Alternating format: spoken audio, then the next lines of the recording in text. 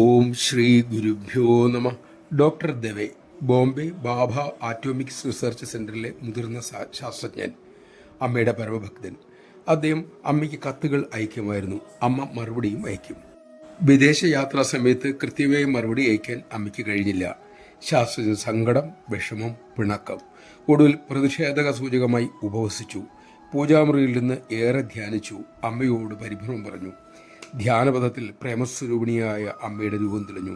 അമ്മ മെല്ലെ തിരക്കി, മോൻ പിണക്കത്തിലാണോ, കത്ത് കിട്ടാത്തതിലാണോ വിഷമം? ശാസ്ത്രജ്ഞൻ മൗനം പൂണ്ടു.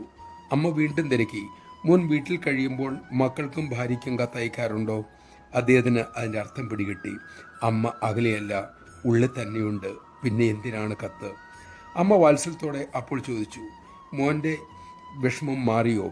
ധ്യാനാവസ്ഥയിൽ അദ്ദേഹം മന്ത്രിച്ചു, വിഷമമുണ്ടമ്മേ, ഞാനൊരു ശാസ്ത്രജ്ഞനല്ലേ, എനിക്ക് തെളിവ് വേണം. ഇതൊക്കെ എൻ്റെ തോന്നലാണോ അതെയോ ചിന്തയാണോ സത്യമാണോ എന്ന് ഞാൻ എങ്ങനെ അറിയും? അമ്മ അരുളി, ഇത് സ്വപ്നമെങ്കിൽ ധ്യാനം കഴിഞ്ഞാൽ തെളിവുണ്ടാകില്ല. മോന് അമ്മ തെളിവ് തരാം. മോൻ ധ്യാനിക്കുന്ന ഇരിപ്പിടത്തിൻ്റെ അടിയിൽ ഒരു ഇല കിടപ്പുണ്ട്. അത് ഏത് ചെടിയുടേതാണെന്ന് കണ്ടുപിടിക്കണം.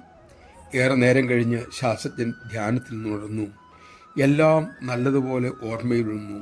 കണ്ടതൊക്കെ ഒരു സ്വപ്നം പോലെ തോന്നി. അദ്ദേഹം അമ്മ പറഞ്ഞത് ഓർത്തിട്ട് ഇരിപ്പിടത്തിനടിയിൽ നോക്കി.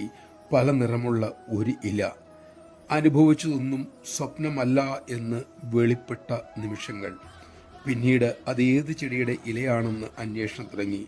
സുഹൃത്തുക്കളായ പല ശാസ്ത്രജ്ഞന്മാരെയും കാണിച്ചു. അവർക്കാർക്കും അത് കണ്ടെത്താനുമായില്ല. നമഃശിവായ. അമ്മയുടെ മഹിമ അമ്മയെ അറിയിക്കാതെ എങ്ങനെ മക്കളായ നമ്മളറിയും? അമ്മയുടെ മഹിമ അമ്മ തന്നെ നമുക്ക് വെളിപ്പെടുത്തട്ടെ. അതിനായി അമ്മയുടെ കൃപ നമ്മിലും ഉണ്ടാകട്ടെ.